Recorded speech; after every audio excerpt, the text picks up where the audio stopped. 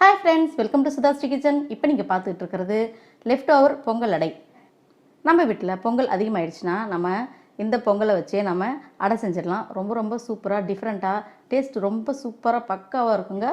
இன்னைக்கு எங்க வீட்ல பொங்கல் அடைக்கு நான் தக்காளி சாம்பார் வச்சிருக்கேன். ரொம்ப சூப்பரா இருக்கும் டேஸ்ட். இந்த அடை எப்படி இருக்குதுன்னு பார்க்கலாமா? மேல் நல்ல மொறுமொறுன்னு இருக்கும். உள்ள ரொம்ப சாஃப்ட்டா இருக்கும்.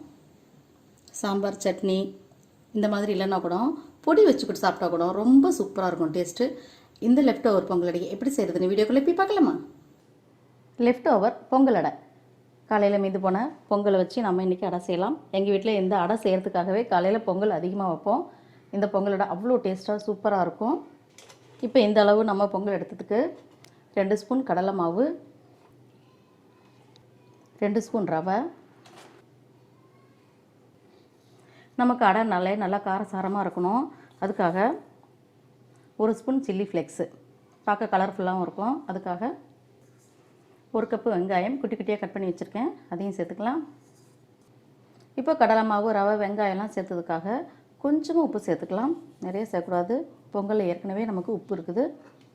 இப்போ ரவை கடலை மாவுலாம் சேர்த்ததால் கொஞ்சம் கெட்டியாக இருக்கும். அதனால் கொஞ்சமாக தண்ணி சேர்த்துக்கணும். நிறைய தண்ணி சேர்க்கக்கூடாது. நிறைய தண்ணி சேர்த்தோம்னா நமக்கு அடை வேகிறதுக்கு லேட் ஆகும். ஏன்னா இது ஃபுல்லாக அரிசி தானே, அதனால் ரொம்ப லேட் ஆகும் வேகிறதுக்கு. அதனால் ரொம்ப கம்மியாக சேர்த்துக்கணும். இது ஒரு டைம் நீங்கள் செஞ்சு பார்த்துட்டிங்கன்னா உங்கள் வீட்லேயும் எங்கள் வீடு மாதிரியே நீங்களும் பொங்கலை செய்யும் போதெல்லாம் பொங்கல் அடைக்காக கொஞ்சம் சேர்த்தே செய்வீங்க. அந்தளவுக்கு டேஸ்ட்டாக இருக்கும். இது ரொம்ப நிதானமாக தண்ணி ஊற்றணும். நம்ம கலந்து வச்சுருக்கிற இந்த பொங்கல் அடை மாவு இந்த மாதிரி கெட்டியாக தான் இருக்கணும். கரண்டியில் எடுத்து மொண்டு ஊற்றுற மாதிரிலாம் இருக்கக்கூடாது. அப்படி இருந்துச்சுன்னா நமக்கு ரொம்ப நேரம் வேகும், டைம் ஆகிடும். ஒரு முறை செய்யும் போதே போர் அடிச்சு போயிடும். டேஸ்ட்டுக்காக கூட அப்புறம் செய்ய மாட்டோம். இப்போது இதில் ரவெல்லாம் சேர்த்துருக்கிறதுனால நம்ம ஒரு 5 நிமிஷம் இதை மூடி வைக்கலாம். அதுக்கப்புறம் எப்படி அடை சுட்டுறதுன்னு பார்க்கலாம். இப்போ ஒரு 5 நிமிஷம் நான் மூடி வச்சாச்சு. இப்போ திறந்துட்டு நம்ம அடை ஊற்றுறதுக்கு ரெடி ஆகிடலாம். இப்போ அடை சுடுறதுக்கு தயாராகிடலாம். முதல்ல ஆயில் அப்ளை பண்ணிக்கலாம். இப்போ நம்ம கலந்து வச்சுருக்கிற இந்த பொங்கல் அடை நம்ம இப்படி கையால் தான் தட்டணும்.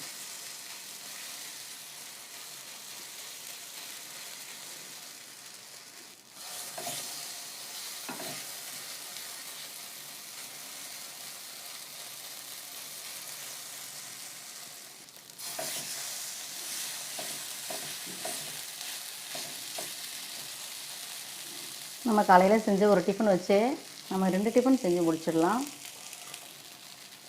ஆயில் சேர்த்துக்கலாம்.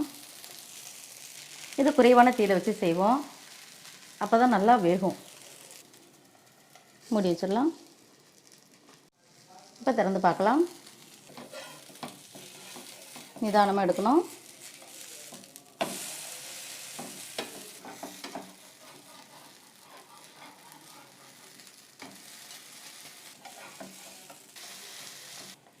மறுபடியும் ஆயில் கொஞ்சம் சேர்த்துடலாம். இந்த பொங்கல் அடைக்கு சட்னி சாம்பார் தான் தொட்டு சாப்பிட்ணுன்னு அவசியம் இல்லை. இட்லி பொடி இருந்தால் கூட தொட்டு சாப்பிட்டா ரொம்ப சூப்பராக இருக்கும். நம்ம பொங்கல் அடை அடுத்த பக்கம் நல்லா வெந்துருச்சு. இப்போ நம்ம எடுத்துருவோம்.